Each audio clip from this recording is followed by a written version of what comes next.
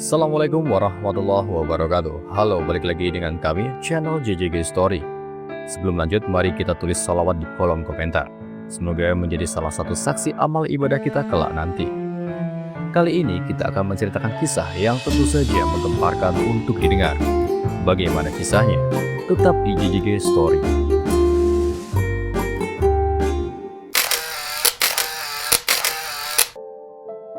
Kutukan Janda dan Raja Ular, teror dari hutan kelam. Angin malam menusuk kulit Sari yang hanya berbalut kain tipis.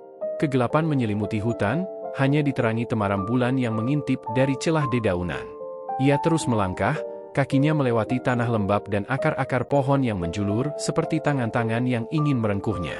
Setiap desahan napasnya terdengar begitu nyata di keheningan, bercampur dengan suara jangkrik yang bersahutan. Hatinya masih terasa sesak, seperti dihempas ribuan belati. Wajah-wajah yang dulu menyapanya ramah kini berubah bagaikan serigala haus darah. Ia bisa mendengar kembali suara teriakan mereka di kepalanya, tuduhan keji yang dilemparkan kepadanya tanpa ampun. "Kau istri durhaka! Kematian Wira pasti ulahmu! Perempuan iblis! Pesugihanmu membuat desa kita sengsara!"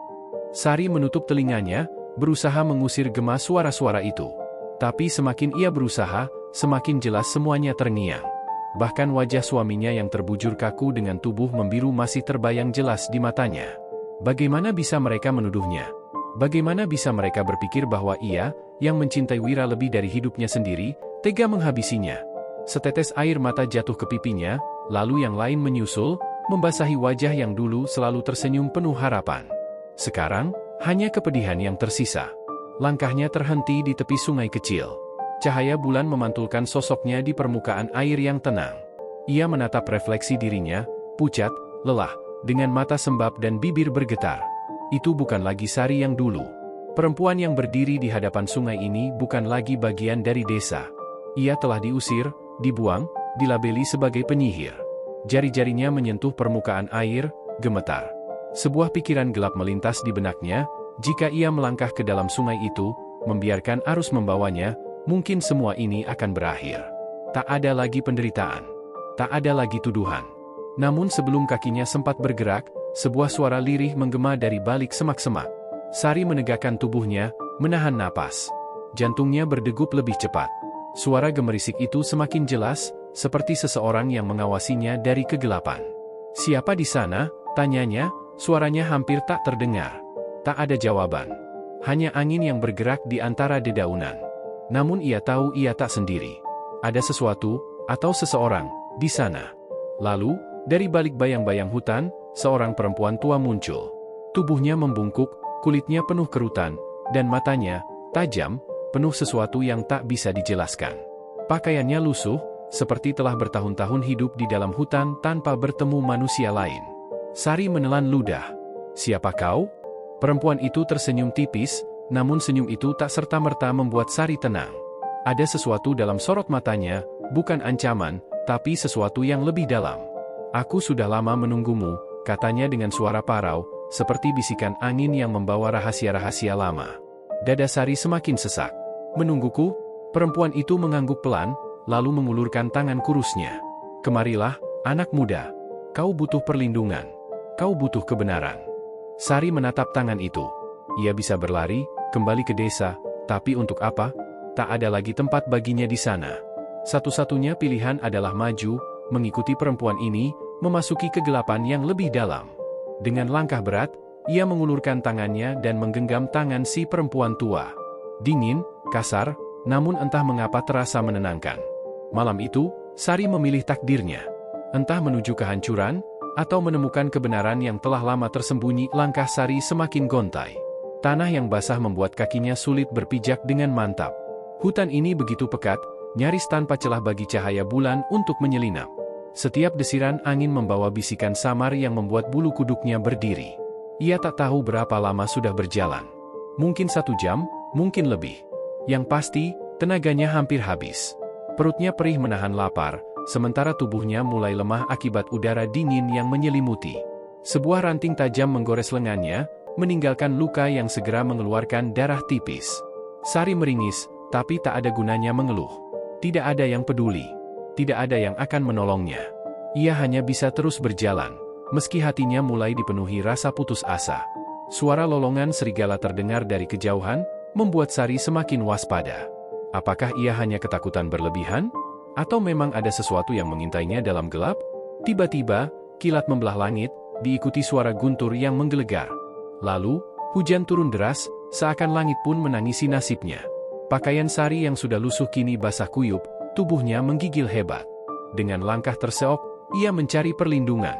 Di bawah pohon besar yang akarnya menjulur seperti ular raksasa, ia menjatuhkan diri, memeluk tubuhnya sendiri.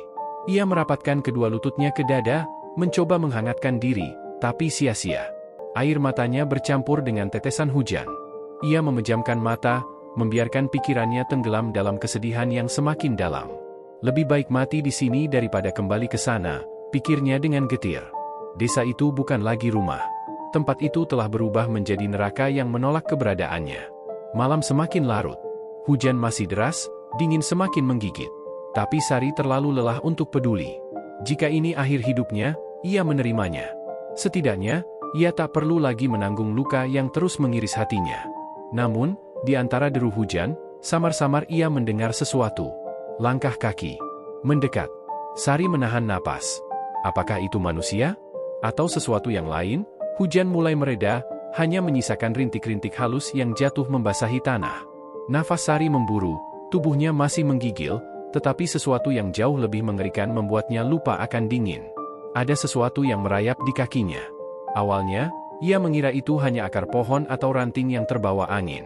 Tapi ketika ia merasa sesuatu yang bersisik melingkari pergelangan kakinya, jantungnya hampir berhenti. Ia tersentak, berusaha mundur, namun tubuhnya terasa lumpuh. Dari kegelapan di depannya, makhluk itu muncul. Seekor ular raksasa, begitu besar hingga tubuhnya membelah semak-semak dan melingkari akar pohon yang kokoh. Sisiknya berkilauan di bawah cahaya bulan yang mulai menembus dedaunan, putih seperti mutiara. Mata emasnya menyala, bukan dengan kebencian, tetapi dengan sesuatu yang jauh lebih dalam, keagungan, kebijaksanaan, dan bahaya yang tersembunyi. Sari ingin menjerit, ingin berlari, tetapi tubuhnya seakan ditahan oleh kekuatan tak terlihat. Napasnya memburu, dadanya naik turun dengan cepat. Lalu, suara itu datang. Dalam keheningan yang mencekam, suara berat dan dalam bergema, bukan dari mulut ular itu, melainkan langsung di dalam pikirannya. Jangan takut. Sari tersentak. Suaranya, begitu nyata, begitu dekat, seperti ada seseorang yang berbicara langsung ke dalam jiwanya. Bibirnya bergetar. Siapa kau? Mata emas itu berkedip perlahan, memancarkan sinar lembut namun penuh kuasa. Aku Raja Ular Sanca Putih. Hutan ini adalah wilayahku. Sari menelan ludah, ingin menggerakkan kakinya, tetapi tak bisa. Seakan bumi menahannya agar tetap berdiri di tempat. Ular itu begitu besar, begitu megah, seolah bukan sekadar hewan biasa, melainkan sesuatu yang jauh lebih tua dan sakral. Pikirannya dipenuhi ketakutan. Apakah makhluk ini akan membunuhnya? Ataukah ini pertanda buruk? Ia telah diusir oleh manusia, dan kini ia berhadapan dengan makhluk yang tak seharusnya ia temui. Namun, mata emas itu tidak menunjukkan niat membunuh. Ada sesuatu yang lain di sana. Sesuatu yang menunggunya untuk menjawab. Dalam kepasrahan, Sari menghela napas, mencoba menenangkan dirinya meskipun hatinya masih berdebar kencang. Apa yang kau inginkan dariku? Tanyanya lirih. Ular itu diam sejenak, lalu suara itu kembali menggema dalam pikirannya. Bukan aku yang menginginkan sesuatu darimu, manusia. Tapi kau yang telah dipanggil ke sini. Sari merasakan bulu kuduknya berdiri. Hutan ini bukan sekadar tempat ia melarikan diri. Ada sesuatu yang telah menunggunya. Ada sesuatu yang lebih besar dari sekadar nasib buruk yang menimpanya. Dan ia tidak tahu apakah ia siap untuk mengetahuinya. Sari terpaku. Hujan sudah berhenti, tetapi udara dingin masih menyelimuti tubuhnya. Kata-kata sang Raja Ular menggantung di udara, membuatnya sulit bernapas. Sebagai ratu di sisiku, itu bukan sekadar tawaran biasa. Itu adalah takdir yang tidak pernah ia bayangkan. Sari mengerutkan kening, hatinya dipenuhi keraguan. Apa maksudmu? Aku manusia, kau ular. Mana mungkin? Sang Raja Ular tidak segera menjawab. Ia hanya menatap Sari dengan sorot mata emas yang dalam, seolah sedang membaca pikirannya, menimbang sesuatu yang hanya ia ketahui. Lalu, tiba-tiba, tubuhnya mulai berubah. Sari terengah, langkahnya mundur refleks saat ular raksasa itu mulai bersinar. Cahaya keemasan menyelimuti tubuhnya, Sisik putihnya perlahan-lahan lenyap, tubuh panjangnya menyusut dan bertransfigurasi. Dalam hitungan detik, makhluk mengerikan itu telah berubah menjadi seorang pria. Sari menahan napas. Lelaki itu berdiri tegap, tinggi, dengan tubuh yang berbalut pakaian berwarna putih gading yang tampak seperti sutra. Rambut panjangnya seputih salju, mengalir lembut hingga ke punggungnya. Kulitnya pucat, hampir seperti pualam, namun bukan itu yang paling mencolok, matanya tetap berwarna emas, bersinar dengan kekuatan yang sama seperti saat ia dalam wujud ular. Ia bukan manusia biasa. Jantung Sari berdetak kencang. Pria ini, ia tampak begitu anggun, begitu indah, tapi pada saat yang sama, auranya begitu kuat, begitu mendominasi, hampir menakutkan. "Aku bukan sembarang ular," ujar pria itu dengan suara yang kini terdengar lebih dalam, lebih nyata. "Aku telah hidup jauh lebih lama dari yang bisa kau bayangkan. Aku adalah penjaga hutan ini, penguasa segala yang bernaung di dalamnya."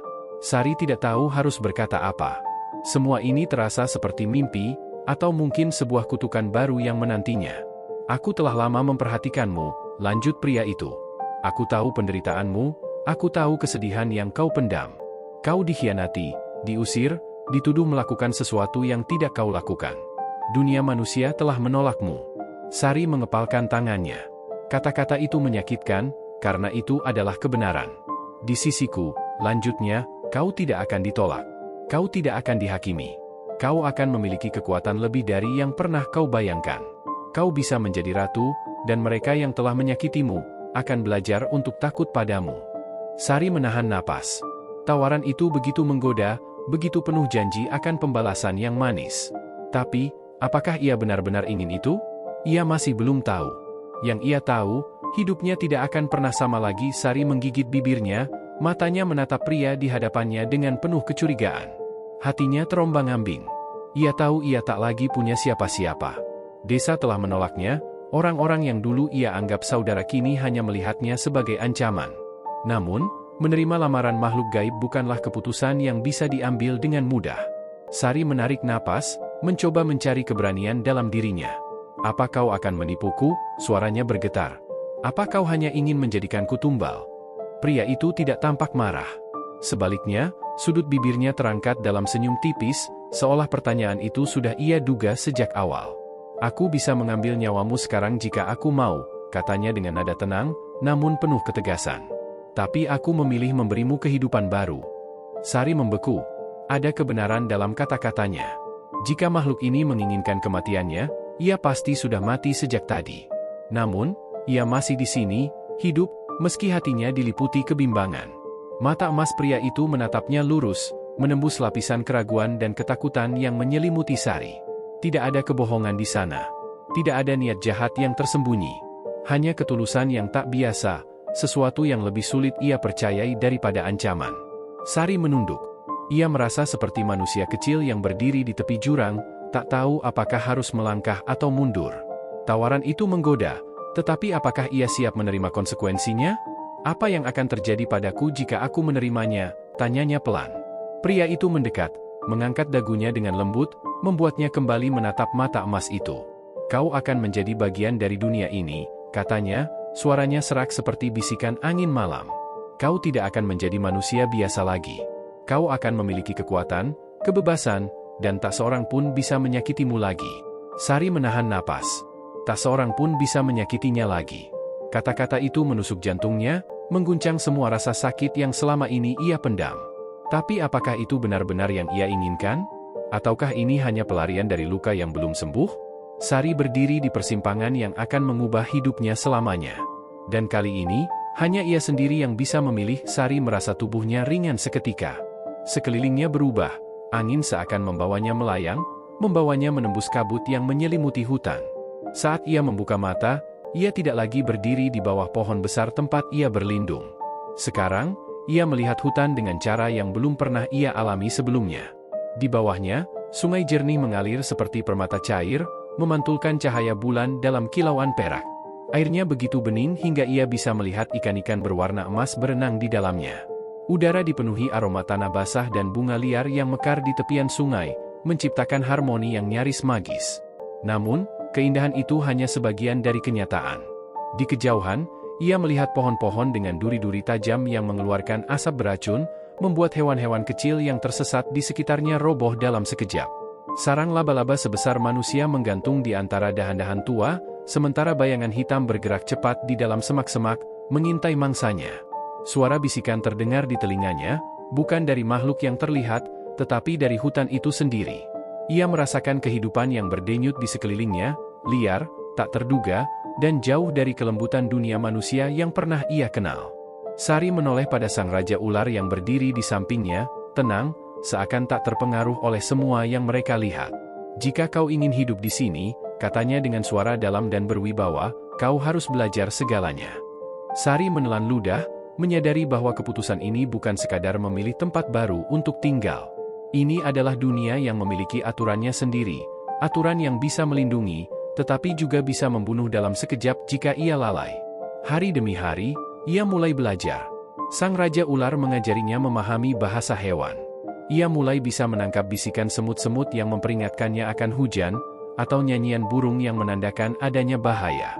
Ia belajar membaca jejak di tanah, mengetahui mana yang ditinggalkan oleh makhluk ramah dan mana yang harus dihindari. Ia juga belajar cara menyesuaikan diri dengan kehidupan baru.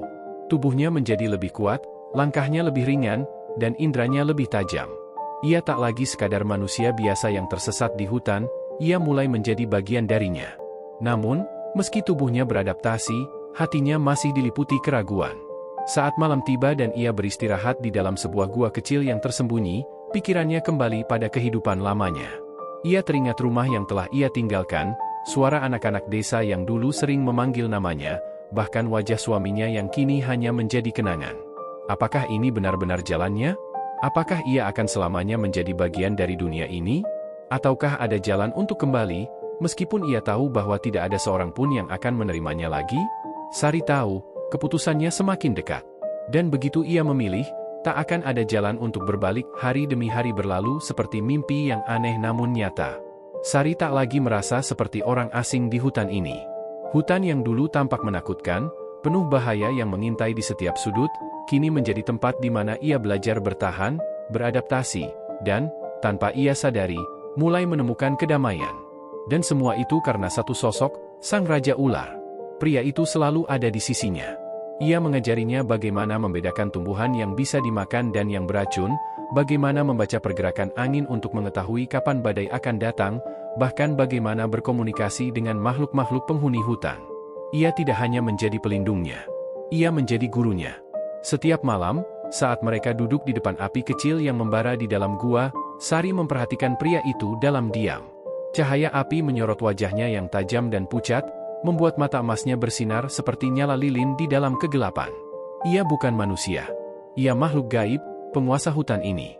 Namun, kenapa saat bersamanya, Sari merasa lebih dihargai dibandingkan saat ia hidup di desanya sendiri? Pria itu tidak pernah memandangnya dengan curiga, tidak pernah merendahkannya atau menuduhnya melakukan sesuatu yang tidak ia lakukan. Ia tidak menuntut, tidak memaksanya untuk menerima apapun yang tidak ia inginkan. Bersama pria itu, ia merasa aman. Tanpa sadar, ketakutan Sari perlahan memudar, berganti dengan sesuatu yang lebih halus, kekaguman. Dan kekaguman itu mulai berubah menjadi sesuatu yang lebih dalam. Namun, perasaan itu juga datang dengan kebingungan yang menyiksa. Bagaimana mungkin ia mencintai seseorang, atau sesuatu, yang bukan manusia? Malam itu, saat mereka duduk berdampingan dalam diam, Sari akhirnya mengumpulkan keberanian untuk bertanya. "Kenapa kau melakukan semua ini untukku?" Suaranya hampir tenggelam dalam suara angin yang berbisik di antara pepohonan. Pria itu menoleh, menatapnya dengan mata emasnya yang tajam namun lembut. "Karena aku tahu seperti apa rasanya ditolak oleh dunia yang seharusnya menjadi rumahmu." Sari terdiam. Hatinya bergetar mendengar jawaban itu. Jadi, bahkan makhluk sehebat dia, pernah merasakan kesepian? Jari-jari Sari mengepal erat di atas pangkuannya. Jika begitu, apakah mungkin ia tidak lagi sendirian? Dan jika ia menerima perasaan ini, apakah itu berarti ia harus benar-benar meninggalkan sisi manusianya? Dari obor-obor yang mereka bawa bergetar tertiup angin malam, menciptakan bayangan yang bergerak liar di antara pepohonan. Beberapa pria dengan wajah tegang menggenggam parang dan tombak erat-erat, sementara yang lain saling berbisik, ketakutan tapi dipenuhi kemarahan. Mereka telah kehilangan kesabaran. Sudah terlalu lama mereka membiarkan Sari pergi tanpa hukuman. Seorang perempuan yang diduga bersekutu dengan ilmu hitam tidak boleh dibiarkan hidup. Apalagi sekarang, setelah mereka melihatnya dengan mata kepala sendiri, berdiri di samping seorang pria asing yang tampak terlalu sempurna. Itu dia, salah satu dari mereka berseru, menunjuk ke arah Sari. Dia pasti telah menikah dengan siluman. Jeritan itu memecah keheningan hutan. Sari membeku. Matanya melebar saat melihat wajah-wajah yang dulu ia kenal kini dipenuhi kebencian yang sama seperti saat mereka mengusirnya dari desa. Mereka datang untuk menangkapnya, untuk membawanya kembali, atau lebih buruk lagi, untuk menghabisinya. Ketakutan lama yang telah ia kubur dalam-dalam mendesak kembali ke permukaan. Dua pria mendekat dengan langkah cepat, tangan mereka terulur untuk meraihnya. Namun, sebelum mereka bisa menyentuhnya, suara mendesis tajam bergema di udara. Angin tiba-tiba berubah dingin. Daun-daun bergetar hebat, seolah gemetar di bawah kekuatan yang tak terlihat. Dalam sekejap, pria yang berdiri di samping Sari lenyap. Dan di tempatnya, seekor ular raksasa menjulang ke atas, sisik putihnya berkilauan di bawah sinar bulan. Matanya yang berwarna emas menyala dengan kemarahan yang tak terbendung. "Wanita ini milikku." Suaranya mengguncang udara, bergema di dalam dada setiap orang yang mendengarnya. Beberapa pria langsung jatuh berlutut, napas mereka tercekat di tenggorokan. Yang lain gemetar hebat, tubuh mereka tak bisa digerakkan, terjebak di antara ketakutan dan kesadaran bahwa mereka telah membuat kesalahan besar. Namun, tidak semua dari mereka mundur. Seorang pria yang lebih tua, dengan sorot mata penuh kebencian, mengangkat tombaknya tinggi-tinggi. "Dia manusia? Kau tak berhak memilikinya, makhluk laknat." Pria itu melemparkan tombaknya dengan penuh tenaga. Sari menahan napas. Namun, sebelum senjata itu bisa mencapai sang Raja Ular, sesuatu yang lebih cepat dari kilatan cahaya bergerak. Dalam sekejap, ekor bersisik putih menghantam pria itu dengan kekuatan luar biasa, melemparkannya jauh ke udara sebelum tubuhnya menghantam tanah dengan suara keras. Jeritan terdengar. Beberapa warga yang masih berdiri berteriak panik dan berbalik melarikan diri, ketakutan setengah mati. Yang lain tetap berdiri, terjebak di antara keberanian bodoh dan rasa takut yang melumpuhkan. Sari berdiri di sana, jantungnya berdegup kencang. Ia tahu, setelah malam ini, tak akan ada jalan kembali. Ia bukan lagi milik desa. Ia milik hutan. Milik Raja Ular. Dan untuk pertama kalinya, ia tidak yakin apakah itu adalah berkah, atau kutukan obor-obor yang dibawa warga jatuh ke tanah, api menjilat dedaunan kering, menciptakan cahaya oranye yang berkedip liar di kegelapan hutan. Tombak dan panah melesat ke arah Raja Ular, tapi sisiknya terlalu keras, tak satu pun yang mampu menembusnya. Dengan gerakan cepat, ekornya menghantam tanah, menciptakan getaran yang membuat beberapa pria kehilangan keseimbangan. Ia melesat, membelit salah satu dari mereka, mengangkat tubuhnya tinggi-tinggi sebelum melemparkannya ke semak-semak. Jeritan ketakutan menggema di udara. Seorang pria lain mencoba menyerangnya dengan golok besar, tetapi dengan satu ayunan ekor, Raja Ular menghantamnya hingga ia terpelanting jauh. Suara retakan terdengar saat tubuh pria itu menghantam batang pohon. Darah mulai mengalir. Sari menyaksikan semuanya dengan mata melebar, jantungnya berdegup kencang. Tidak, ini bukan yang ia inginkan.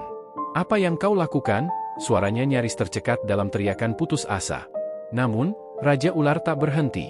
Ia adalah makhluk yang telah hidup lebih lama dari manusia manapun, yang telah melihat pengkhianatan dan kebencian berulang kali dalam kehidupannya.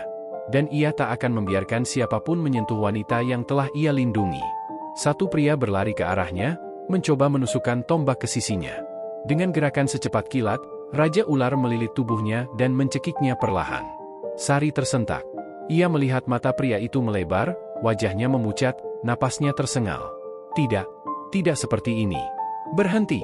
Sari berteriak, suaranya bergetar. Raja Ular menoleh padanya, masih dalam wujudnya yang mengerikan. Mata emasnya berkilat tajam, tubuhnya yang raksasa masih mencekram mangsanya. "Mereka ingin mencelakaimu," suaranya bergaung, dingin dan tak tergoyahkan. "Tapi aku tidak ingin kau membunuh mereka." Air mata menggenang di mata Sari. Suasana hutan terasa menegang. Untuk pertama kalinya sejak pertempuran dimulai, Raja Ular terdiam. Matanya menatap Sari lama, seolah mencoba membaca isi hatinya. Hening. Lalu, perlahan, cengkeraman tubuhnya melemah. Pria yang hampir kehabisan napas itu jatuh ke tanah, terbatuk-batuk sambil merangkak menjauh. Raja Ular menoleh ke arah warga yang tersisa. Dengan suara dalam yang mengguncang hutan, Ia berkata, "Pergilah. Jangan pernah kembali ke sini." Para warga tak butuh diperingatkan 2 kali. Ketakutan telah merasuki jiwa mereka. Dengan tubuh gemetar, mereka berbalik dan berlarian kembali ke desa. Beberapa masih menyeret teman-teman mereka yang terluka. Sari berdiri di tempatnya, napasnya masih tersengal. Ia melihat punggung pria-pria yang melarikan diri, lalu menoleh ke arah Raja Ular yang masih menatapnya dengan sorot yang sulit diartikan. Ia telah menghentikan pertumpahan darah. Tapi ia juga tahu, tak ada lagi jalan kembali. Desa itu tak akan pernah menerimanya lagi. Dan kini, ia harus menerima satu kenyataan, ia benar-benar milik hutan ini. Angin malam berembus lembut, membawa serta aroma tanah basah dan dedaunan yang berguguran. Sari berdiri diam di antara bayangan pepohonan, tubuhnya masih gemetar setelah semua yang terjadi. Di kejauhan, suara langkah warga desa semakin menjauh, perlahan menghilang di balik kegelapan hutan. Mereka tak akan kembali. Tidak setelah apa yang mereka lihat malam ini. Sari menundukkan kepala. Dulu, ia mungkin akan berlari kembali ke desa, memohon agar mereka menerimanya kembali, berusaha menjelaskan bahwa ia bukan penyihir, bukan pelaku pesugihan seperti yang mereka tuduhkan. Tapi tidak lagi. Ia tahu, tidak ada kata maaf yang akan mengubah kebencian mereka. Tidak ada bukti yang bisa menghapus kecurigaan yang telah tertanam dalam hati mereka. Dunia manusia telah menolaknya. Kini, hanya ada satu tempat yang tersisa untuknya. Dengan napas tertahan, Sari mengangkat kepalanya dan menatap sosok di hadapannya. Sang Raja Ular, sosok yang telah menawarinya perlindungan, mengajarinya memahami hutan, dan membelanya tanpa ragu. Pria yang bukan manusia, tapi yang telah memperlakukannya lebih baik dari siapapun yang pernah ia kenal. "Aku," Sari menarik napas dalam, suaranya nyaris bergetar. "Aku memilih tinggal di sini bersamamu." Mata emas itu menatapnya lama, seolah memastikan bahwa Sari benar-benar yakin akan keputusannya. Kemudian, perlahan, senyum tipis terukir di wajahnya. Tanpa berkata-kata, ia mengulurkan tangannya. Sari menatap tangan itu untuk sesaat, sebelum akhirnya mengulurkan tangannya sendiri, membiarkan jari-jarinya bersentuhan dengan kehangatan yang tidak pernah ia sangka akan ia temukan di tengah hutan yang dingin dan kelam ini. Sejak malam itu, Sari tidak lagi menjadi milik dunia manusia. Ia menjadi bagian dari hutan. Dan di dalam pelukan hutan yang luas dan misterius, kisahnya sebagai manusia berakhir, hanya untuk memulai kehidupan baru yang jauh dari yang pernah ia bayangkan. Seiring berjalannya waktu, kisah Sari berubah menjadi legenda yang diceritakan di tepi perapian saat malam tiba. Suara berbisik menyebar dari mulut ke mulut, memperingati setiap orang untuk tidak pernah memasuki hutan yang dikelilingi kabut itu. Konon, di sana hidup seorang wanita yang pernah diusir oleh manusia, tetapi kini menjadi ratu dari makhluk-makhluk yang tak kasat mata. Beberapa warga mengaku pernah melihat sosok perempuan berjalan di antara pepohonan, rambutnya panjang terurai, matanya berkilauan seperti bintang di malam gelap. Namun, ia bukan lagi Sari yang mereka kenal. Ia bukan wanita yang lemah dan menangis karena ketidakadilan dunia.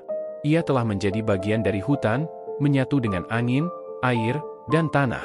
Orang-orang percaya bahwa hutan itu kini bukan lagi milik manusia.